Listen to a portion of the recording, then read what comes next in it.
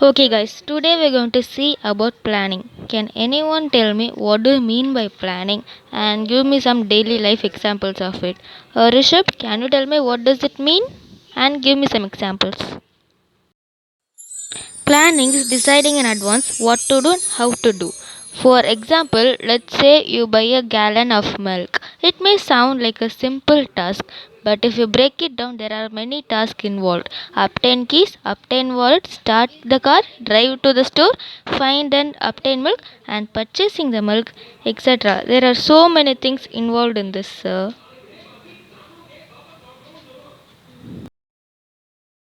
Very good, Rishabh. Throughout your day, you are executing plans that your brain comes up with to achieve your daily goals. Creating the plan is not enough to accomplish these goals. The plan must also be carried out, which can be more complex than it seems. Likewise, all the business firms has plans. They would like to be successful, increase their sales volumes, and earn profits, etc. Today, we're gonna see about that.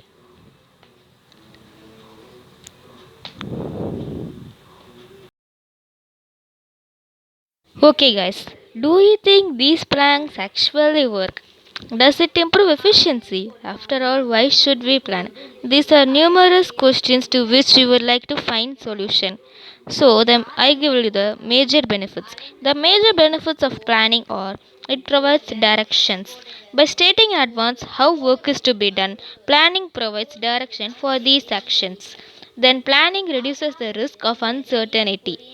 Third, planning reduces overlapping and wasteful activities. It also promotes innovative ideas. Then it facilitates decision making.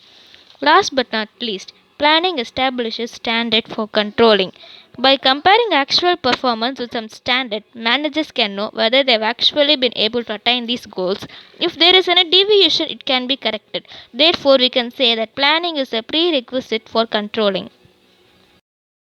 If there were no plans and standards, then finding deviations, which are a part of controlling, would not be possible. The nature of corrective action required depends upon the extent of deviation from the standard. Therefore, planning provides the basis for control. We will see about the futures of planning. Planning focuses on achieving objectives. It is the primary function of management. It is also pervasive. That means it required at all levels of management as well as in the departments of the organization. Then planning is continuous. Let's move on to the limitations of planning.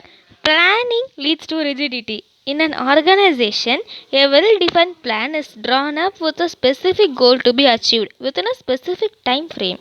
These plans then decide the future course of action, and managers may not be in a position to change it. This kind of rigidity in plans may create difficulty. Then planning may not work in a dynamic environment. The business environment is dynamic, nothing is constant. The environment consists of a number of dimensions economic, political, physical, legal, and social dimensions. The organization has to constantly adapt itself to changes. It becomes difficult to accurately assess future trends in the future environment if economic policies are modified or political conditions in the country are not stable or there is a natural calamity. Third, planning reduces creativity. Usually, the rest of the members just implements the plans that are drawn by the top management. As a consequence, middle management and other decision makers are neither allowed to deviate from plans nor they are permitted to act on their own. There is nothing new or innovative in this. Then planning involves huge cost. Fifth, planning is a time consuming process.